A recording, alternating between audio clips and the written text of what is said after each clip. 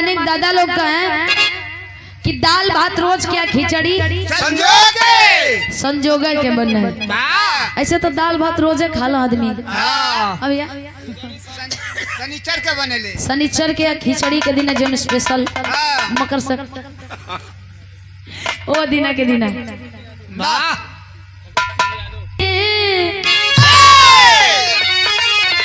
अगर तेरी मोहब्बत का सहारा मिल गया होता, अगर तेरी मोहब्बत का सहारा मिल गया होता,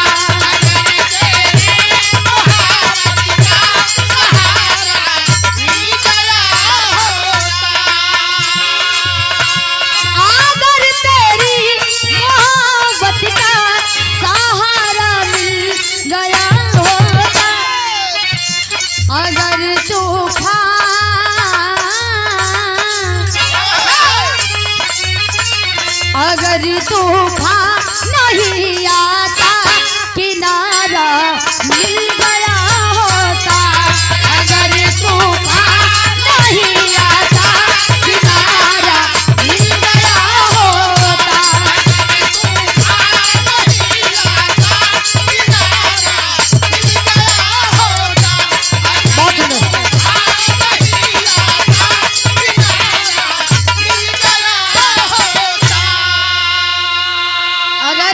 मोहब्बत का सहारा मिल गया होता, अगर तूफान नहीं आता किनारा मिल गया होता। वाह वाह। लेकिन कभी जी भाव दर्शावत है का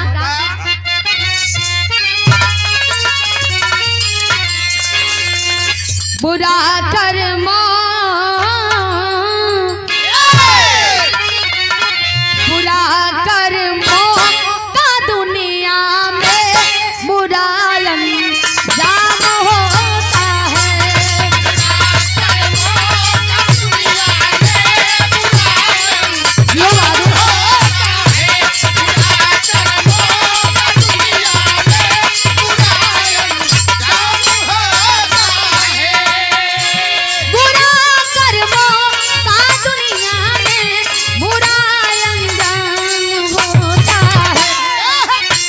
नजर जिसकी गलत होती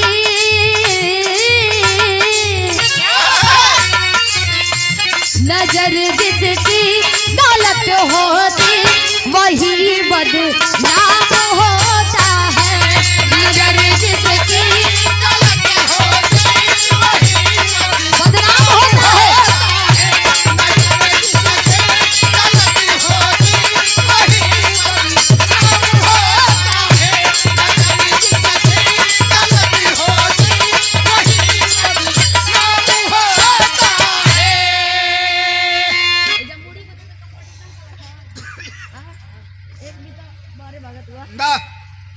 बुरा कर्मों का दुनिया में बुरा अंजाम होता है, नजर जिसकी गलत होती वही बदनाम होता है। हम चाहेंगे कि इसी लाइन पे रामविलास भैया प्रधान जी आप लोग आज ही एक माला से हम सम्मान कर दी, एक बाद बिरहा के जैसे शुरुआत करें हम, ठीक बा।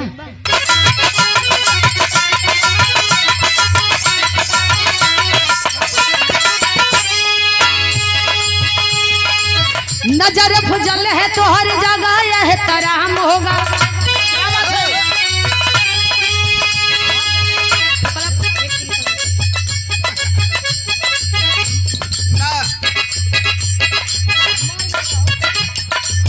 नजर फुजल है तो हर जगह यह तराम होगा, तेरी नैतिकता का दुनिया में और नाम होगा,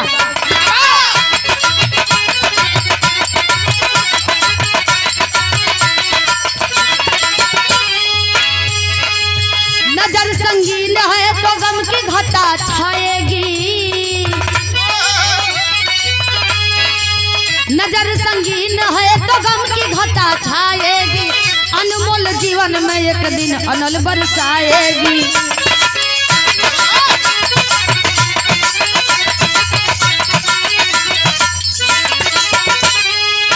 राजा विक्रांत की विमल बेला दुलारी थी, राजा विक्रांत की विमल बेला दुलारी थी, सती से सुंदर और स्वर्ग से भी न्यारी थी।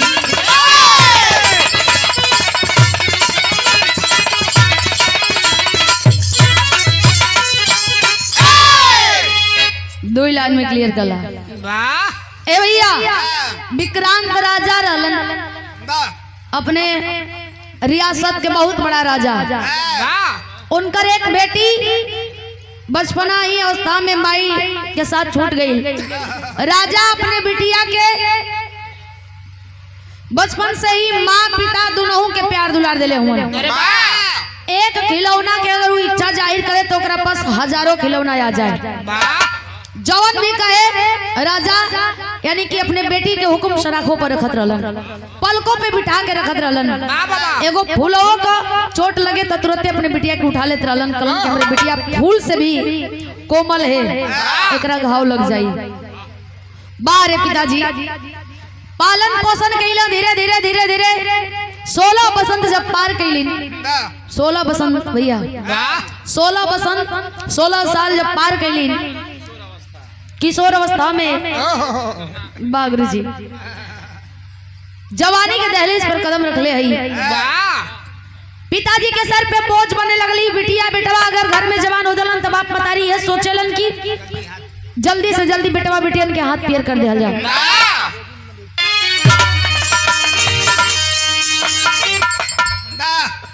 बैठिए बैठिए तशरीफ रखिए।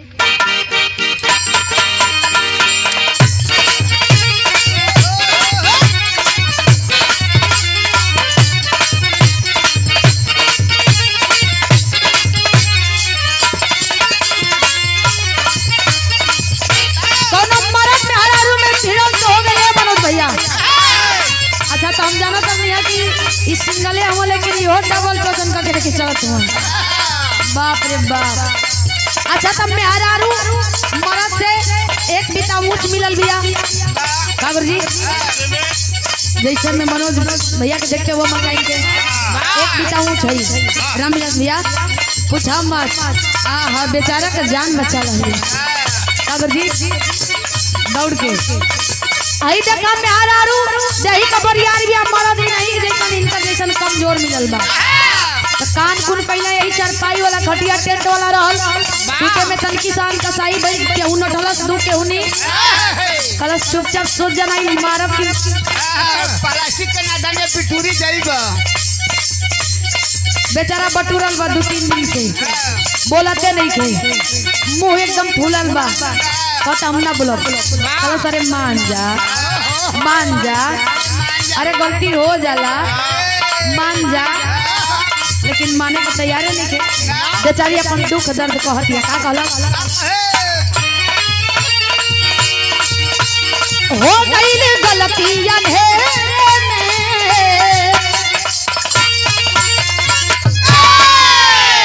हो गई गलती अंधेरे में शांति सा करव फेरे में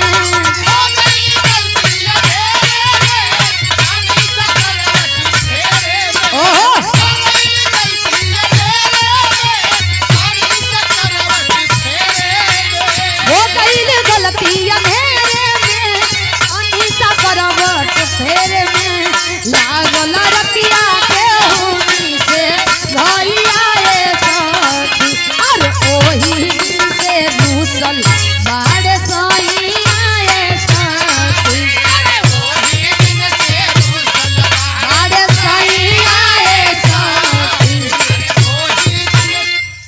रूसल बड़े कहती है बेचारी अच्छा कला में लाग गई। हम जानबूझ के नाम और ले लेकिन देखा भाव कहता का राजा जी जब पूछल कलर की बतावा पुरोहित जी कैसन की जन्म कुंडली बात 3-4 दैया उलट पलट कैलन एक करीब बात कहलन का कहलन नागिन बाकुल के कुल छनी हो नागिन बाकुल के कुल छनी हो बन के आइल बाई अग्नि हो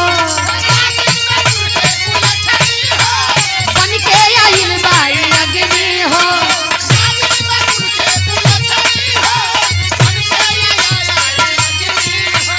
नागिन बाकुल के कुल छनी हो बन के आइल बाई अग्नि हो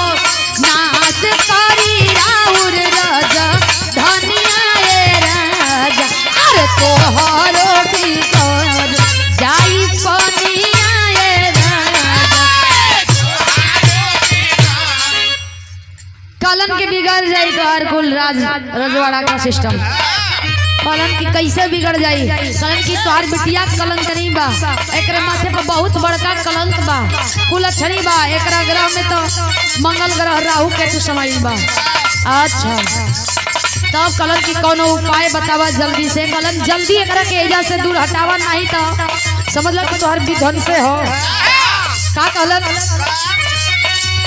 जड़ल हीरा मोती के मंजूसा बनवाई दा।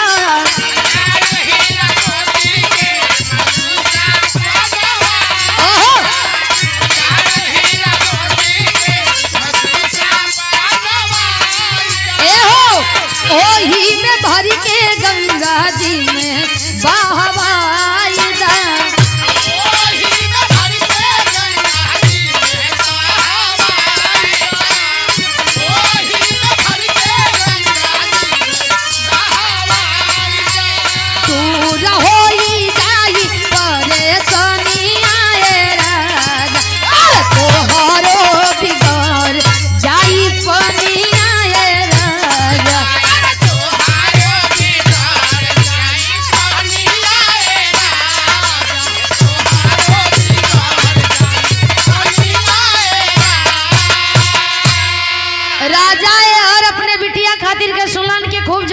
मोती के मंजूसा बनवा दा। अच्छा तो पुरोहित जी अपना पेरा में न रहलन कि मंजूसवा हीरा मोतिया वाला रही तो हमरे नुका में आई जोगाड़ में रहला।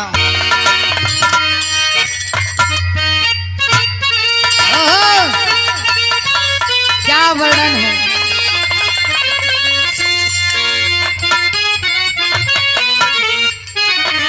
अरे आई हो दादा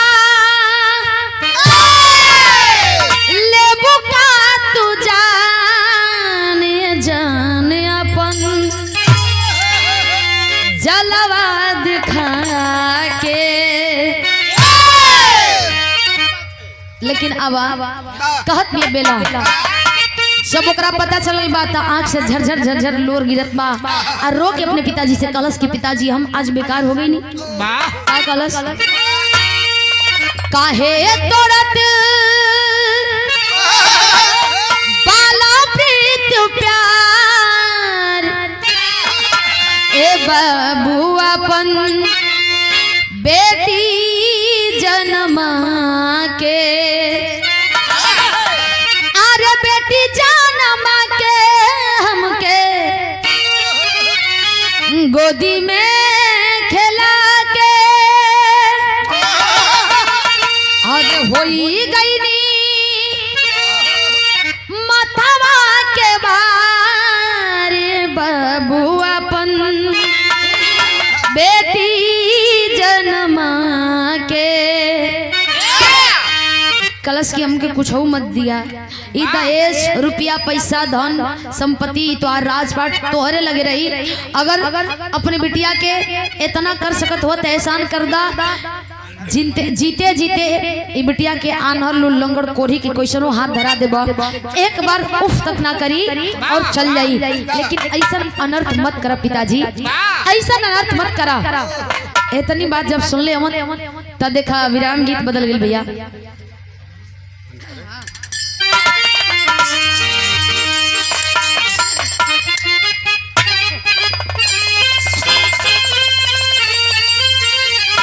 पहले सिलबट्टा पर चटनी पिसात रहे, आजकल तक घर घर घर घर पिसत है। मिक्सी जा रहा गया भैया, गैस बनावत हो वही में जवानी पिसात है बा जवाइन का कहे मेरा रू। अरे मन कर सिलबट पे लोड़ा से अरे कुछ दी जवानी रजऊ ए रजऊ तो ना सवात संग काट ताड़ पानी लगा के मच्छरदानी रजऊ ना सवात संग काट ताड़ पानी लगा के मच्छरदानी रजऊ।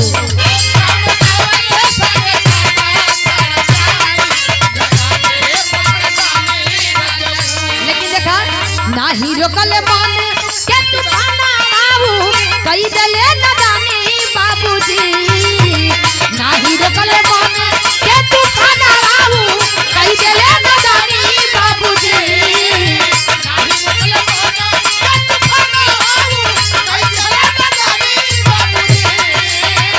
नाही रोकले मन के तूफाना बाबू कई दले नदानी बाबूजी अपना स्वार्थ में सब कुछ गवाई जहर कइले जिंदगानी बाबूजी अपना स्वार्थ में सब कुछ गवाई जहर कइले जिंदगानी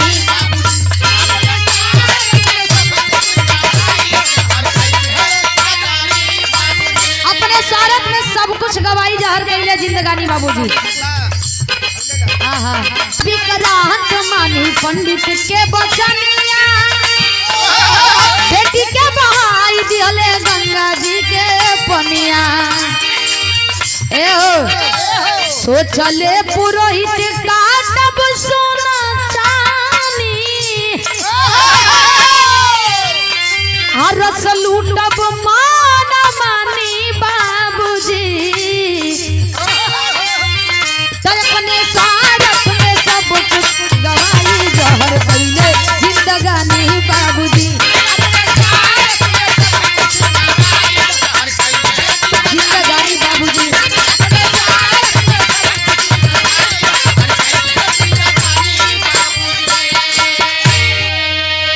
और पंडित जी सोचा था पूरा पकौड़ी कचौड़ी सबे साथे छावर आहा और रस से डूबल जलेबी गुड़ैया एकदम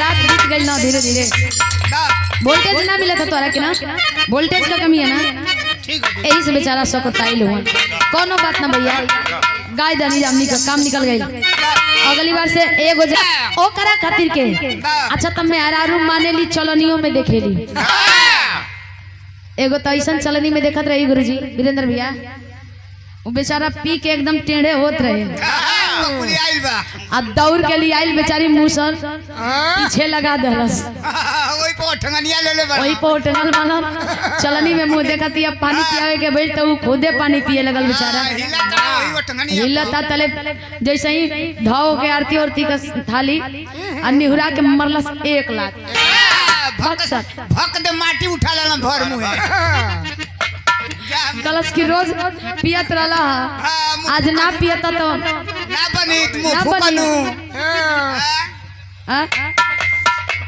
अच्छा तो देखा गीत लगल मेहरारू माने ली सब का कहली सब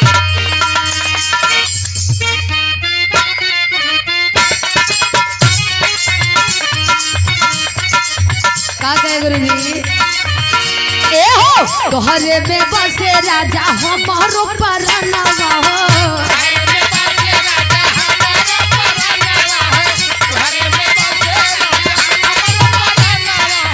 रात दिन रहे बस तोहरे धियानवा हो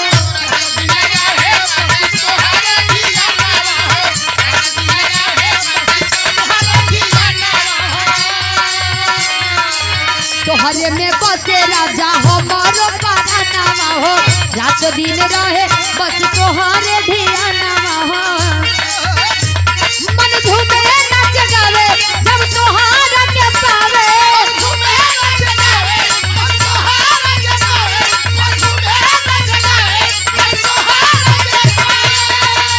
मन झूमे नाच गावे जब तोहारा के पावे मन डोले जैसे डोले मनवा हो हम होई पिया जी के पतर प्रियावा पियावा हमार पतर नवा हो हम होई पिया जी के पतर प्रियावा पियावा हमार पतर नवा हो हम होई पिया जी के पतर प्रियावा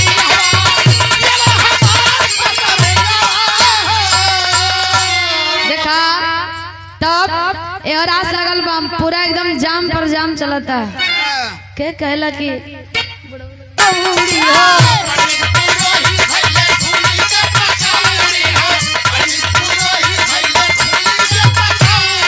ए गुरुजी मन भोग मलाई साथे काटब हम कचौड़ी हो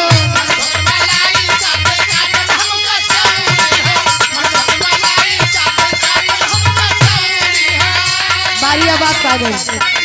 सागर सरिता होई उठी तजिया पतरन, उठी तजिया पतरन,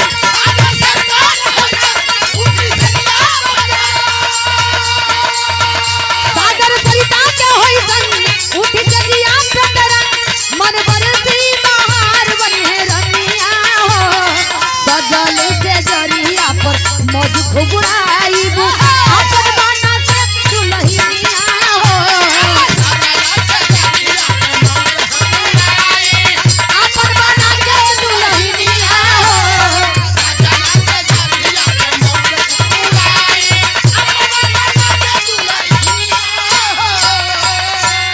सागर सरिता के हुई संग उठी सजिया पतरंग का जी बहुत ही कॉम्बिनेशन बैठी धानावा के कोई नहीं जाने का होई दुनिया में भाई,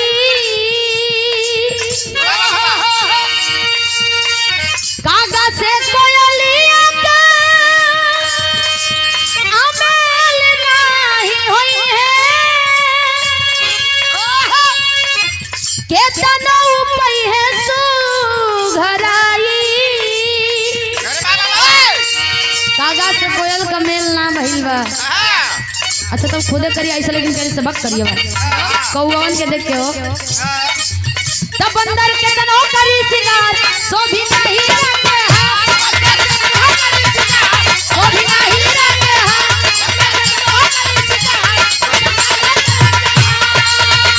प्यार होई ना बिगाड़ जाई पनिया हो, अरे सजल से जरिया पर मौज घुघराईबू, अपन बना के दुल्हनिया हो,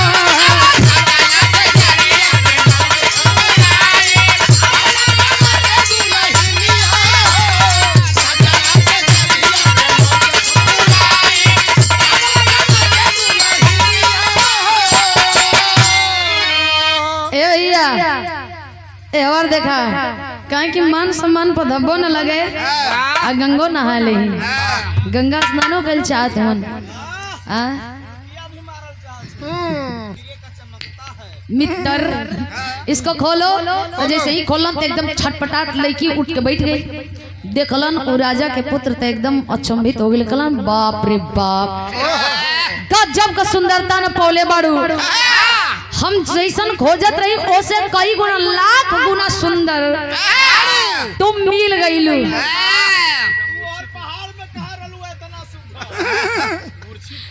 मूर्छित हो गए, एकदम बेचैन हो गए, छटपटात हवन, पुरोहित जी हर इंतजार में हम और इंतजार में हवन पुरोहित जी हो ए भैया और बेचारा निकाल के लड़की के पानी वाली पियोलन और 2-4-10 मिनट कलन, एकदम लंबा सांस ला, एकदम आहिस्ते आहिस्ते। एक बात बतावा कि ऐसा भइल कैसे, तब बतावली आप बीती सारा बात बतौली कि दूसरा के कहला पर बाबूजी हमार पता नहीं सच बा या झूठ बा, हमरा साथ ऐसा किलन जवन भी घटना भइल रहल बतौली, कहलन कि अब ओमा जाए के जरूरत तोहार ना हो, अरे पागल तोहार त जगह हमरा दिल में और हमरा राजमहल में बा। आहा तुरंते तलवार निकलना आई अंगूठवा के चीर के अब फट से खुनवा से सिंदूर पहना दलन, कलन की मांग भरा गई, चल अब तू चला हमरा साथ चलो बिहार न ठीक बिहार चला अगर जी। अब बैठाओ ना घोड़ा पर, टाप छोड़लस, घोड़ा लगाम कसलन एकदम का भैया, घोड़वा लगाम खिंचला पर चलेला से भागेला सौरी ना, एकदम टक टक टक टक कैले लेके चल गए अपने राज दरबार की ओर, राजमहल की ओर। यार मित्रन से अपना कलन की मित्र इस मंजूसे को खाली मत भेजना, वरना जो ये काम करवाया है उसको शक हो जाएगा। तो शिकार खेलत दौरान एक भालू के मरले रहन, भलुइया घायल रहे, बेहोश हो गई रहे, कई जगह ओकरा तलवार और तीर लग रहे तो होश में रही, भर दियल गई वही मंजूसभा में, अब फिर से बहा दियल गई, बहुत बहुत बहुत बहुत ए भैया। और जब पहुंचल वहां तक कुटिया के लग गए 1 किलोमीटर दूरी है पहिया, तब विराम में आला लगी 1 किलोमीटर, जब आला गवा जी तब 1 किलोमीटर क्रॉस करी।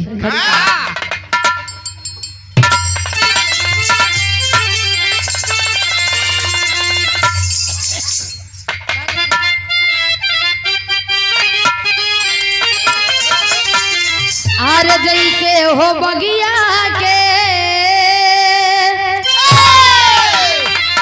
अरे जैसे हो बगिया के पसंद मिली जाला भैया, जैसे हो बगिया के पसंद मिली जाला भैया, जैसे हो बगिया के पसंद मिली जाला भैया, मुरझाइल फूलावा भरेला मुस्कान,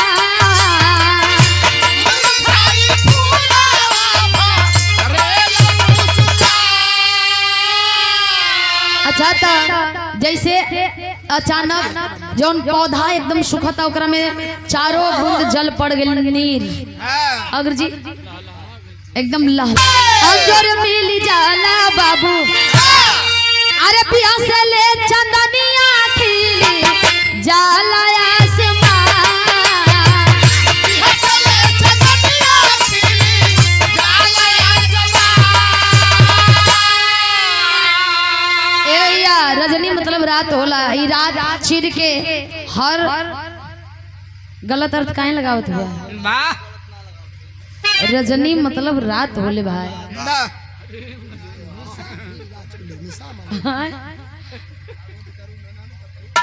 इन्हें काहे के कहो, हर रात का छिड़ करके सुबह हो मिलल बा रोशनिया बाबू, दिलवा के पूरा होई गईले यार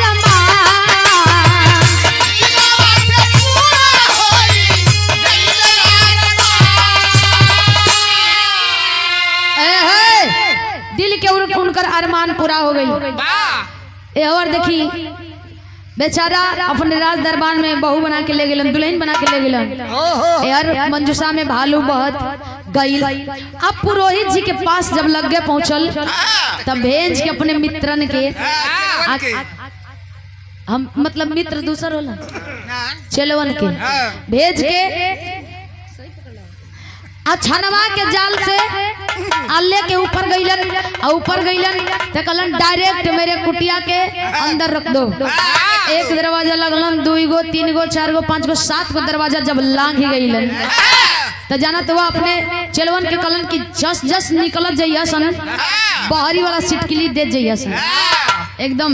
तो चेला निकलत गईलन बहरी वाला सिटकिली देत गईलन। अच्छा तो कहला सन के गुरुजी आपको काम बन जाई तो मनियो के मौका मिली ना,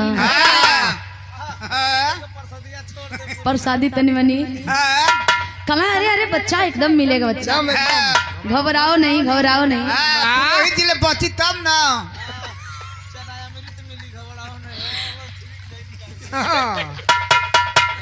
बहुत छिड़कत है गुरुजी, संभाल के रखी के दौड़ल ना। अभी बेचारू लुंगी धोती पहिर के खोल के सोचलन की समारत सिटकिली खोल के भागी, भीतर का सिटकिली तो खोल दलम, बाहरी का सिटकिली कैसे खुले जाए। वही में घुमावे लगल घुमावे वही में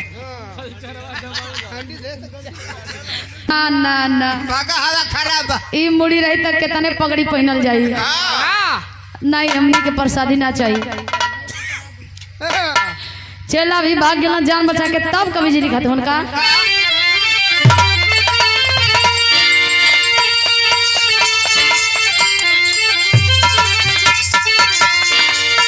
जैसन कर्म करबा इंसान वैसन फल दी है भगवान, तब केहू के लूट जनी पनिया ना जीवनिया रही हो।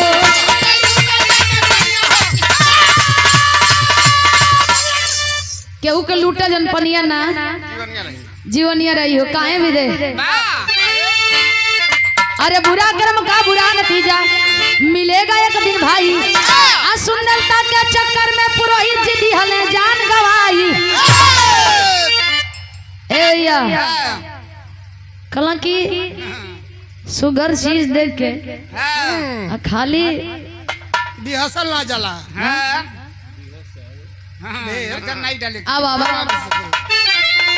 अरे तक केहू के लूटा जानी पनिया ना जीवनिया रही हो ताय ऐसन कारज न दनिया ना जीवनिया रही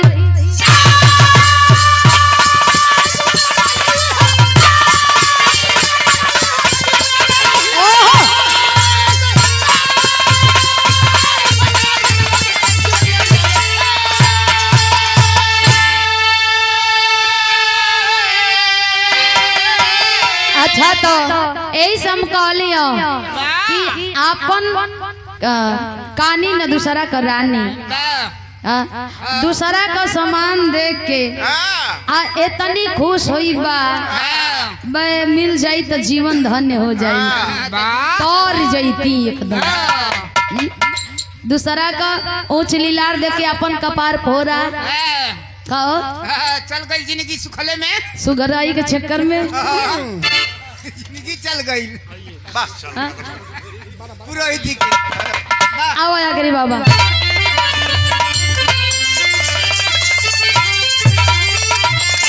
अरे पत्तू थे बर सुखनंदन जी जीवन है अनमोल अरे रंजित रवीना राम दयाल से साभाई जाला डोल अरे पपिया के नाही मिलल पनिया हे भैया पपिया के नाही मिलल पनिया रवीना कभी जखन से बिरहा से सब हिलल पपिया के नाही मिलल पनिया